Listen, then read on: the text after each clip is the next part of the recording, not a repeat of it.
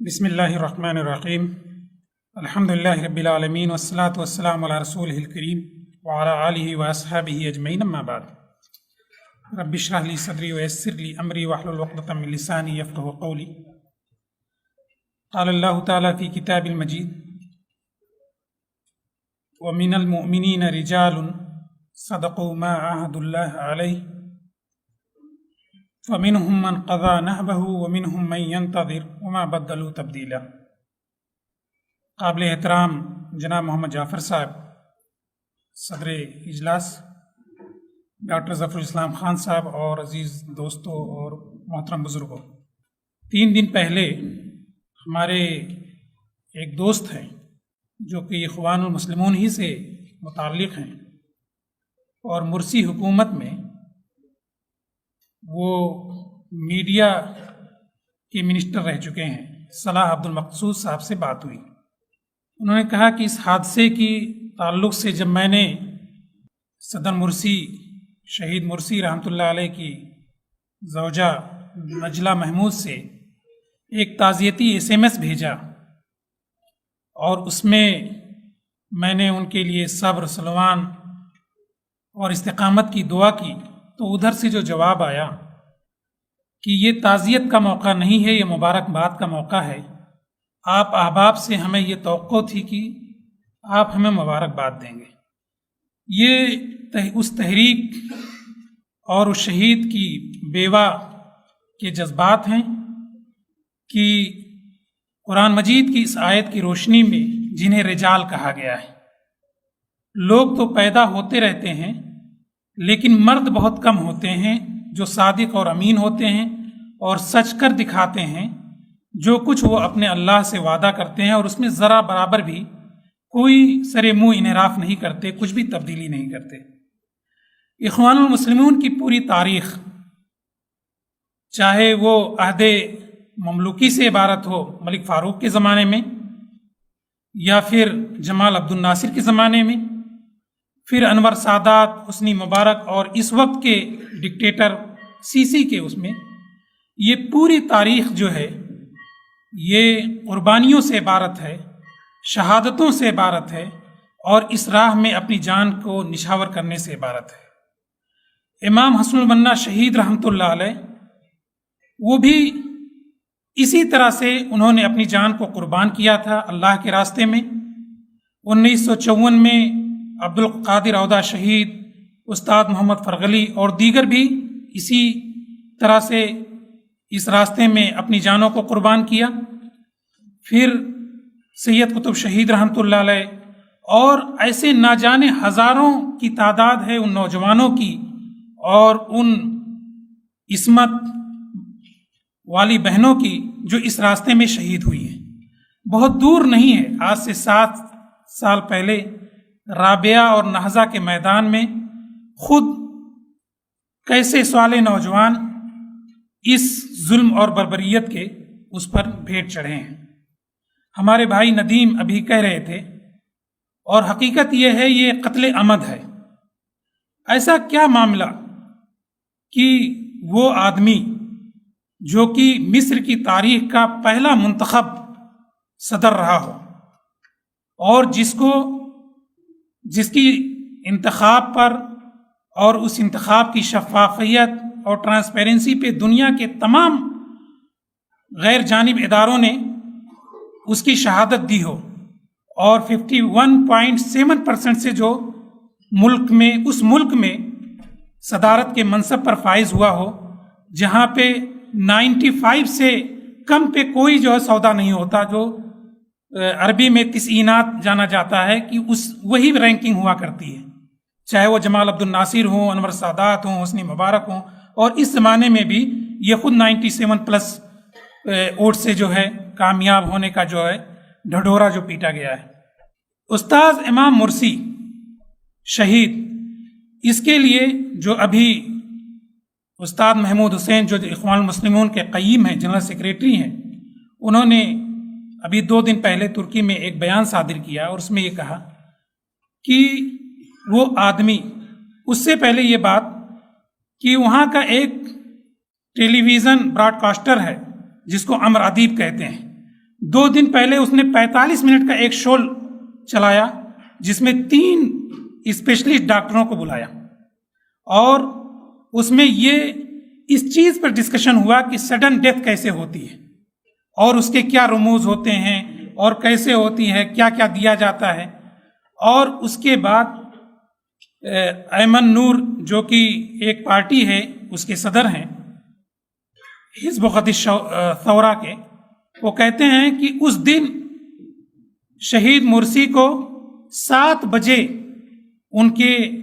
जंजाने से या कैद खाने से निकाला गया और 7 बजे से 11 बजे तक उनको वहां पे रखा गया बगैर किसी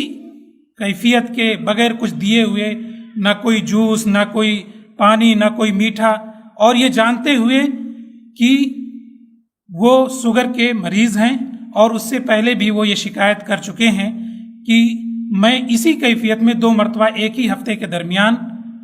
बेहोश हो चुका हूँ। फिर उससे पहले ये शिकायत करना कि हमें जो है मौत के मुंह में ढकेला जा रहा है, और उससे पहले ये कहना कि हमारे सीनों में ये कुछ ऐसे राज हैं कि अगर वो मैं राज को आपके सामने रख दूं तो इस मुल्क में पूरा भौचाल आ जाएगा, लेकिन मैं ये नहीं चाहता कि ये उसके लिए कोई खुसूसी पैनल और खुसूसी नशिस्त का एहतमाम होना चाहिए, ये चीज़ होनी चाहिए। लेकिन फिर उसके बाद 11 बजे से लेकर के 4:30 बजे तक फिर उसी कैफियत में रखा गया, और उसके बाद फिर जब उनकी सुनवाई हुई और उन्होंने ये गुजारिश की कि मैं कुछ कहना चाहता हूँ, और मिस्र की तारीख में पहली मर्तबा इस तरह के महकमे कायम किए गए कि उनको शीशे के गिलास में पैक करके रखा गया। और ये बात भी आप लोगों के इल्म में रहनी चाहिए कि पूरे दौरानिए में, यानी इस 6 साल के दौरानिए में उनकी फैमिली को सिर्फ 3 मरतबा जो है विजिट करने का मौका दिया गया। पहली विजिट वो 2017 के नवंबर में हुई है, 2013 से लेकर के 2017 यानी 4 साल के बाद, और उसके बाद 2 विजिट और हुई। लेकिन तो ये चीज कहना कि एक तबई मौत है, और इस पर वहाँ के जो मीडिया हैं, चाहे वो अहराम हो, जमहूरिया हो या दीगर अल-यौम-उस-साबे और अल-मिस्रियून, बहुत सारे मीडिया हाउसेज हैं, उसमें जो खबर वो एक कोने में शाये हुई और उस तरह से जैसे कि मिस्र में कोई हादसा हुआ ही ना हो। कोशिश ये की गई कि उनकी इस चीज को, वफात को या उनकी शहादत को इस तरह से दबा दिया जाए कहीं खबर ना हो, और शुरू में सिर्फ उनके 2 बेटों और बाद में गुजारिश पर उनकी बीवी को पहले तो मना किया गया, लेकिन बाद में इजाज़त दी गई कि वो जनाजे में शरीक हों। उनके जो वकला की टीम थी उसमें सिर्फ अब्दुल मकसूद को जो है ये इजाज़त दी गई कि यानी, और आखिर में ये हुआ कि सिर्फ 3 गाड़ियां ऐसी हैं जो कब्रिस्तान तक जा सकती हैं। ये पूरी कैफियत है जो इस मर्द मुजाहिद या शहीद इमाम के साथ पेश आया है। ये ऐसा नहीं है एक्सटर्नल मिनिस्ट्री या अमेरिका की, उसने जो एक लाइन का जो इस पर तालीक दिया या कमेंट किया, उसने कहा कि हमने मुर्सी की वफात की खबर उसको पढ़ा है, वला तालीका अलैह, लेकिन उस पर हमारा कोई कमेंट नहीं। ये बहुत सारे चीज़ों के शुबहात को जन्म देता है कि ये सब चीज़ें प्री प्लानिंग हुई हैं। और आपके इल्म में ये रहना चाहिए कि मुर्सी कौन थे और क्या थे। मुर्सी सिर्फ मिस्र के और मिस्री कौम के सदर नहीं थे, बल्कि वो एक अलामत थे, एक रम्ज थे पूरी दुनिया के अहरार के, आज़ाद मर्दों के, आज़ाद लोगों के, और दुनिया ने उसको उसी हैसियत से लिया। अगर उनको इस चीज़ पर मजबूर किया गया कि मिस्र में कहीं भी, उनके घर वालों की ख्वाहिश ये थी कि शर्किया के सूबे में जहाँ पे उनकी जाए पैदाइश है या गांव है वहाँ पे उनको लेके जाया जाए, लेकिन उसको मना किया गया। और सिर्फ हुकूमत की ये भी कोशिश रही कि वहाँ पे उनको मदफून किया जाए और वहाँ उनको दफन किया जाए जहाँ पे उस्ताद मेहदी आकिफ और दूसरे इख्वानुल मुस्लिमून के मुर्शिद मदफून हैं। یعنی اس کے ذریعے یہ پیغام دیا جائے کہ یہ لیڈر تھے تو صرف اخوان کے لیڈر تھے، وہ لیڈر پوری قوم کے نہیں تھے، پوری مصر کے نہیں تھے، پوری ملت کے نہیں تھے. لیکن اس کے بعد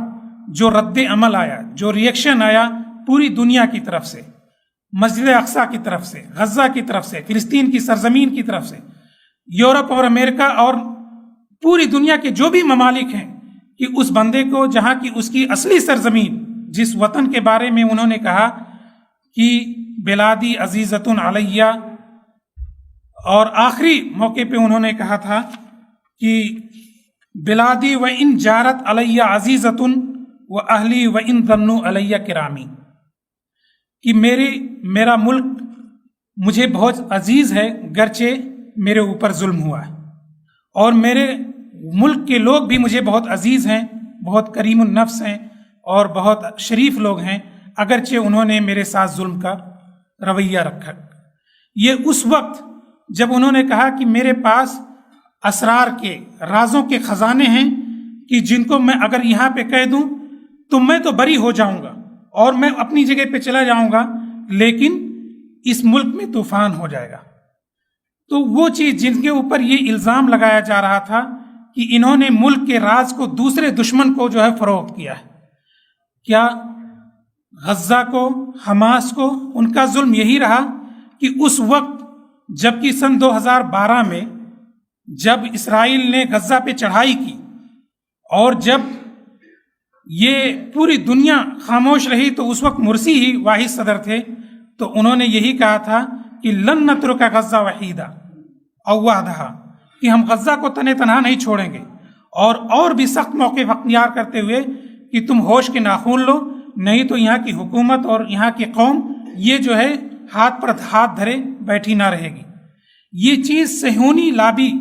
یا وہاں کی اسرائیلی لابی کو ناگوار تھی. اور اس وقت لوگ یہ سوال کرتے ہیں کہ آخر سیسی کو، مرسی کو مارنے سے کیا فائدہ؟ لیکن مرسی کا وجود اس کے سینے پہ موم ڈال رہا تھا. جب تک وہ اس روئے زمین پہ موجود تھے تب تک اس کی وہ ڈکٹیٹرشپ پہ سوالیہ نشان تھا. لوگ گرچہ یورپ نے اور دیگر ممالک نے اور خلیج کے ممالک نے اسے سر آنکھوں پہ بٹھایا، لیکن قوموں نے اسے تسلیم نہیں کیا. انصاف پسندوں اور اسلام پسندوں نے اسے تسلیم نہیں کیا. دنیا کے آزاد لوگوں نے اسے قطعی تسلیم نہیں کیا تھا. تو مرسی تو مر کر کے بھی، شہید ہو کر کے بھی وہ لوگوں میں زندہ رہیں گے اور زندہ ہیں. اور اتنی بڑی سطح پر ان کے لیے دعاؤں کا اہتمام، غائبانہ نمازوں کا اہتمام اور ان کے حق میں مظاہروں کا اہتمام، اور مختلف جگہوں پہ بغیر کسی ڈسکرمنیشن اور بغیر کسی انتماء اور تعلق کے مختلف جہتوں کے لوگوں نے ان کے حق میں جو دعائیں کی ہیں، وہ اس بات پر دلیل ہے کہ وہ اس فہرست میں ہیں جس فہرست میں نیلسن منڈیلا نظر آتے ہیں، جہاں ہندوستان کے گاندھی نظر آتے ہیں، یا دیگر وہ لوگ جو اس روئے زمین پہ کہیں بھی انقلاب لانے کے موجب بنے ہیں، اس فہرست میں مرسی کا بھی نام نظر آتا ہے. مرسی کسی چنندہ خاندان سے نہیں آئے تھے، بلکہ ان کی پیدائش 1951 کے اگست میں یہ شرقیہ کے ایک گاؤں ادوا میں ہوئی تھی، اور وہیں سے انہوں نے حفظ کی تعلیم اور قرآن مجید کو حفظ بھی کیا تھا. اس کے بعد وہ قاہرہ منتقل ہوئے اور وہاں پہ 1972 میں انہوں نے انجینئرنگ کی گریجویشن کی ڈگری حاصل کی اور ممتاز نمبرات سے پاس ہوئے، اور ان کے اسی صلاحیت کی بنیاد پہ قاہرہ یونیورسٹی کے انجینئرنگ کالج میں انہیں معید استاد کی حیثیت سے مقرر کر دیا گیا. اس کے بعد 1975 میں انہوں نے ایم ٹیک کیا، اور اس میں بھی انہوں نے گورنمنٹ کی اسکالرشپ حاصل کی، اور 1982 میں انہوں نے ساؤدرن کیلیفورنیا یونیورسٹی سے انہوں نے پی ایچ ڈی حاصل کی. وہ شخصیت جس کے لیے ہم جیسے لوگوں کے لیے کہ یورپ کا سفر، یورپ میں سکونت، یورپ میں ملازمت، اور وہاں کی 3 یونیورسٹیز میں انہوں نے باقاعدہ بحیثیت پروفیسر اور ایسوسیٹ پروفیسر پڑھایا. لیکن 1985 میں وہ واپس آئے، اور یہاں پہ 1977 میں ہی وہ اخوان کے باقاعدہ ممبر ہوئے. 1985 میں جب وہ واپس ہوئے تو یہاں پہ باقاعدہ زقاقیق یونیورسٹی میں پروفیسر مقرر ہوئے اور وہاں تدریجاً اس شعبے کے ہیڈ بھی مقرر ہوئے، اور اسی دوران وہ اخوان کے سیاسی شعبے کے ذمہ دار مقرر ہوئے اور 2 مرتبہ ممبر آف پارلیمنٹ بھی مقرر کیے گئے۔ سن 2000 اور سن 2005 میں وہ باقاعدہ منتخب ہوئے اور حسنی مبارک کی حکومت ہی کے ذریعے انہیں بہترین اور اعلیٰ پارلیمنٹرین کا خطاب بھی دیا گیا۔ اس کے بعد جب 2011 میں عرب بہاریہ کا دور آیا، ہر جگہ آزاد لوگوں نے ڈکٹیٹرشپ کے خلاف مظاہرے شروع کیے، تو ایسے میں پھر اخوان نے بھی اس میں بڑھ چڑھ کر حصہ لیا، اور اس کے بعد حزب العدالہ والحریہ فریڈم اینڈ جسٹس پارٹی کے آپ صدر مقرر کیے گئے۔ اور پھر ہم جانتے ہیں کہ یہ احتیاطی امیدوار کی طور سے ان کو مقرر کیا گیا تھا۔ خیرت الشاطر جو اخوان کے نائب امیر تھے، ان کو جو ہے اصل کینڈیڈیٹ، لیکن ان کے کاغذات کو جب مسترد کیا گیا تو یہ جو ہے باقاعدہ اخوان کی طرف سے باقاعدہ کینڈیڈیٹ مقرر ہوئے، اور دوسرے راؤنڈ میں 51 تقریباً 52% ووٹ سے جو ہے یہ کامیاب ہوئے۔ ان کے دورانیے میں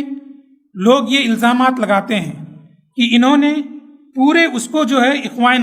اخوانائزیشن کے لیے جو ہے تحریک چلائی، لیکن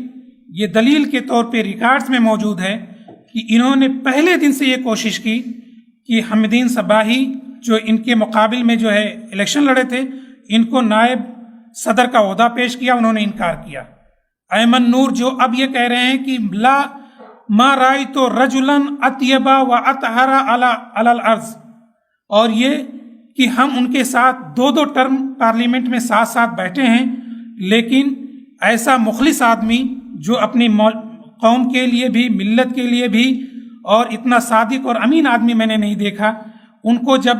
یہ پیشکش کی گئی کہ آپ رئیس الوزراء یا وزیر اعظم بن جائے تو انہوں نے بھی انکار کیا۔ وائل غنیم ہوں یا احمد ماہر ہوں، ان کو بھی جو ہے وزیر الشباب اور دوسری حیثیت سے پیش کیا گیا، لیکن انکار کیا۔